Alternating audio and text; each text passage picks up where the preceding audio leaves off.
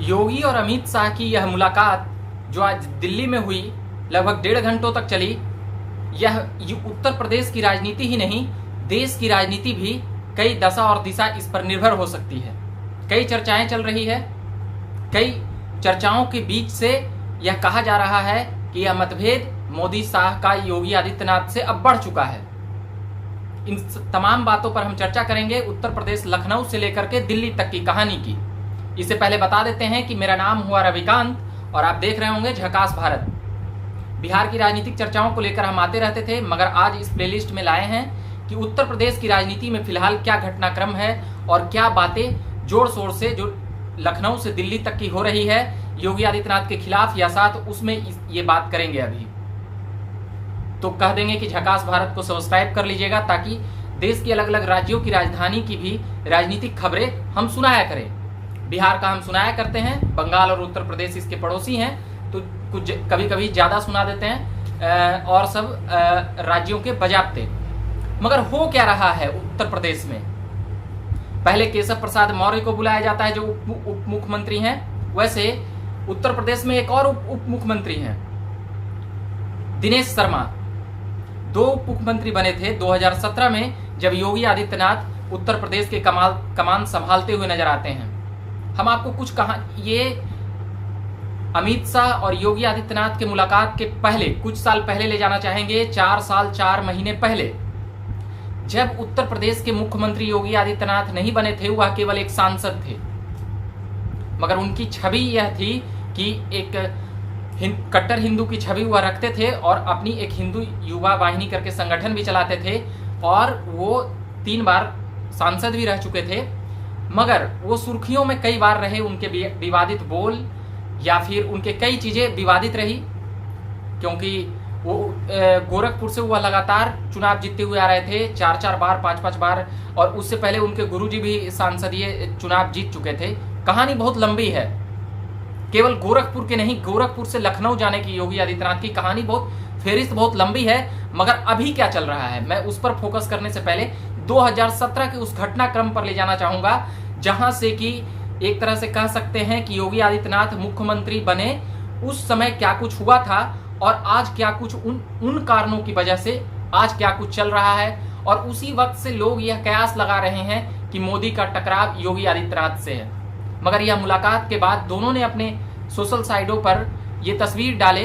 योगी आदित्यनाथ ने कहा कि हम मार्गदर्शन लेने अमित शाह यानी कि बीजेपी के नेता जो इससे पहले अध्यक्ष रहे थे जेपी नड्डा के पहले, अमित शाह से मिलते हुए नजर आते हैं और अमित शाह भी यह डालते हुए तस्वीरें कहते हैं कि हम भी योगी आदित्यनाथ जी से मुलाकात करने आए हैं। अब इन बातों से कयास यह लगाई जा रही है, केवल दिल्ली ही नहीं देश की राजनीति का आज केंद्र बिंदु योगी और शाह का मुलाकात, न्यूज चैनलों और मीडिया कवरेज भी काफी हुई है।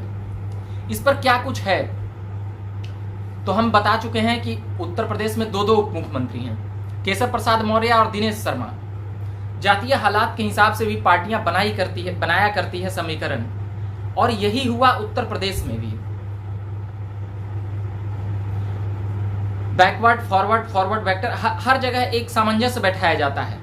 इसी को लेकर कल की घटना यह है कि जीतन प्रसाद जो कांग्रेस से सांसद रहे थे वह भी मिलते हुए नजर आए बीजेपी के नेताओं के साथ और बीजेपी ज्वाइन कर लिए जो मनमोहन सरकार में कैबिनेट मंत्री रहे थे।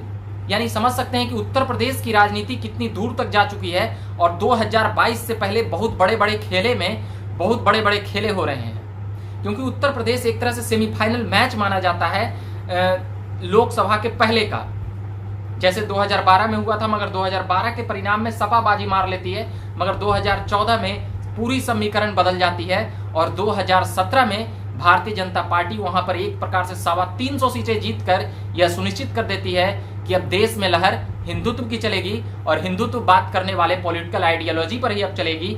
अब मुसलमानों को तरहीज देने वाली पार्टियां दरकिनार कर दी जाएगी। अब राजनीति का मतलब 2014 के बाद देश में यह केवल माहौल नहीं बना, इसको मुहर लग गई 2017 में उत्तर प्रदेश के चुनाव परिणाम आने के बाद। उसी की गर्माहट ये है कि अब कोई हिम्मत नहीं करता है, चाहे वह बंगाल हो या फिर राहुल गांधी जी हो या फिर ममता बनर्जी जी हो, कोई पहले मस्जिदों से यह फरमान आया करते थे, मगर अब उल्टा है। आप मंदिर के चौखटों तक जाएंगे तब आप वोटर को वोट कन्वर्ट कर पाएंगे, मगर मुस्लिम वोट उधर ही जाएंगे जो बीजेपी के खिलाफ होंगे। ये सभी समीकरण की बात है। मगर उत्तर प्रदेश में 2017 में यह हुआ था कि 3 नाम चल रहे थे, जो प्रमुख नाम थे मनोज शर्मा का मुख्यमंत्री को लेकर, कैसे बनते बनते वहां तक जा करके रह गए थे। उसके बाद फिर बात आती है योगी आदित्यनाथ, और उससे पहले केशव प्रसाद मौर्य जो प्रदेश अध्यक्ष हुआ करते थे, उनका भी नाम चल रहा था। इन तमाम नामों का विराम लग गया जब यह तय हो गया कि उत्तर प्रदेश के मुख्यमंत्री योगी आदित्यनाथ होंगे। इसके लिए बहुत रस्साकसी चली। संघ हो, सरकार हो, संगठन हो, तीनों की जो बनाई जाती है कमिटियां और जो संगठन मंत्री बनते हैं, उन सभी में काफी रस्साकसी हुई। अंततः मुहर योगी आदित्यनाथ पर लगी। उन 400 विधानसभा का नेतृत्व करने वाले, 400 से ज्यादा विधानसभा का नेतृत्व करने वाले, और कह सकते हैं कि देश का लगभग 15% आबादी, और उत्तर प्रदेश में जो लोकसभा की सीटें हैं वह 80 है, जो देश की लोकसभा के लगभग 15% सीटें उत्तर प्रदेश में है। समझ सकते हैं कि वहां की राजनीतिक भूमिकाएं क्या होती है।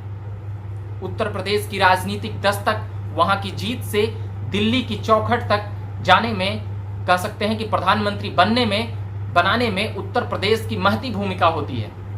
चाहे वह देश में आज तक किसी की भी सरकार रहे, मगर उत्तर प्रदेश की राजनीति एक केंद्र बिंदु रही इस देश की राजनीति की।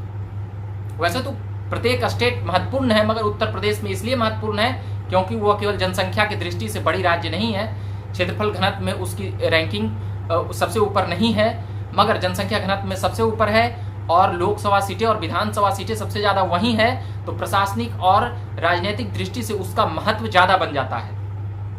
इसलिए योगी आदित्यनाथ उन सभी चेहरे में आ जाते हैं जो सेंट्रल में जो प्रधानमंत्री हैं उसको टक्कर हमेशा देने वाले शख्सियत उत्तर प्रदेश के मुख्यमंत्री होते हैं। और हद तब हो जाती है जब बीजेपी की तरफ से ही प्रधानमंत्री हो और बीजेपी की तरफ से ही मुख्यमंत्री हो। उत्तर प्रदेश में हुआ था 90s के दौर के बाद। कल्याण सिंह भी इतने ताकतवर नेता बन गए थे अटल आडवाणी के बाद, जोशी के बाद, मगर उसके बाद समीकरण कुछ ऐसे बनी कि कल्याण सिंह उस फॉर्मेट से बाहर चले गए राम मंदिर के बाद, जब वो इस्तीफा दे मारते हैं बाबरी मस्जिद के बाद।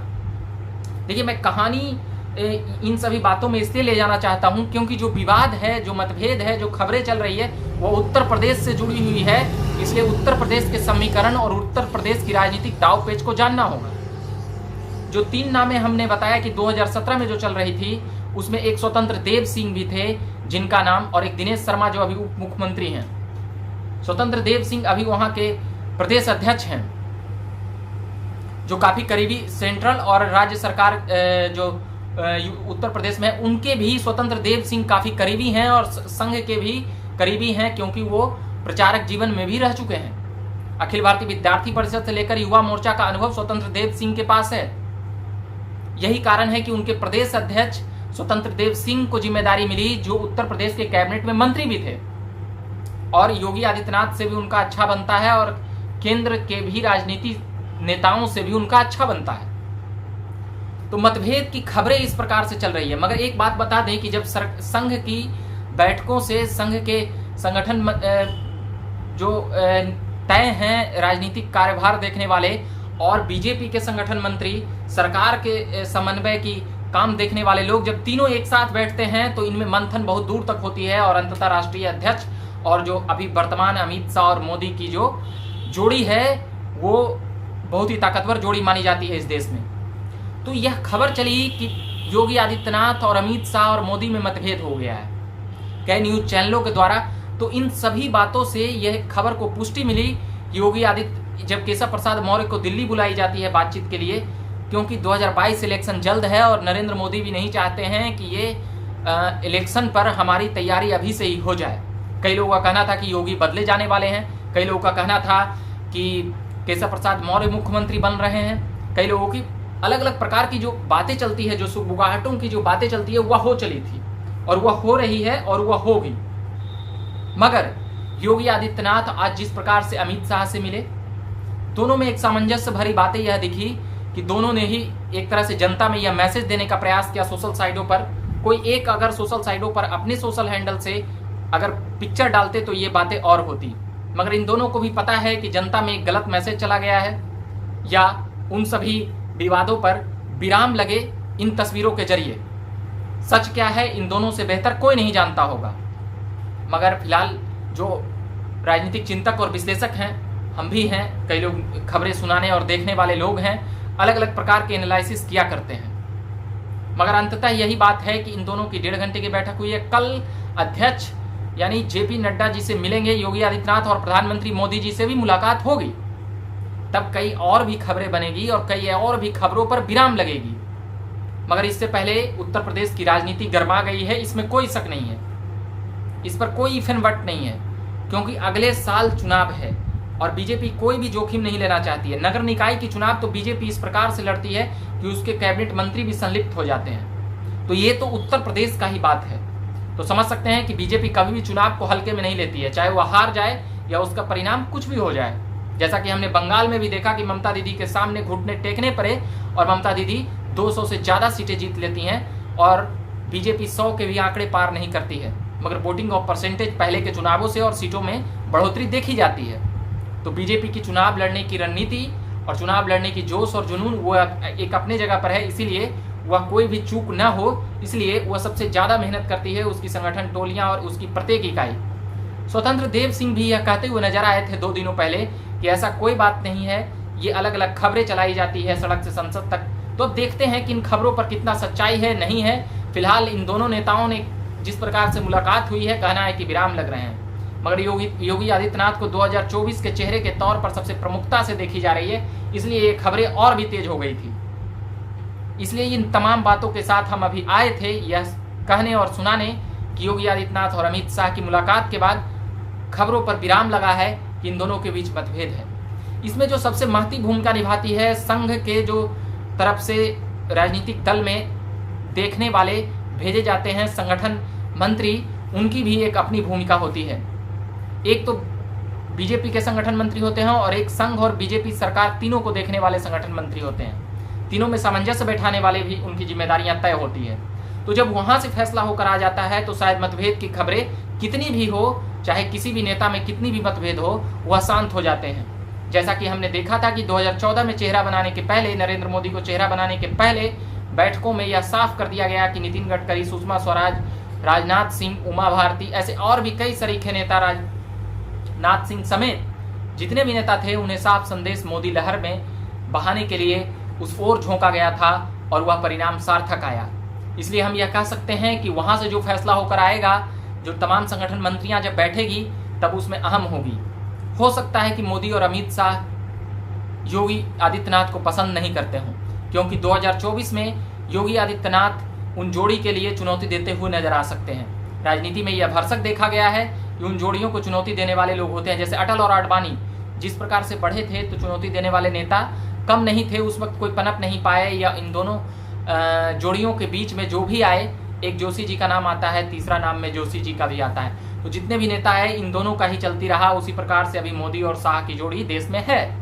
तो इन तमाम खबरों और मुद्दों के साथ हम उत्तर प्रदेश की राजनीति से हम बातें कर रहे थे। केशव प्रसाद मौर्य से लेकर दिनेश शर्मा से लेकर स्वतंत्र देव सिंह की कहानी हमने सुनाई है।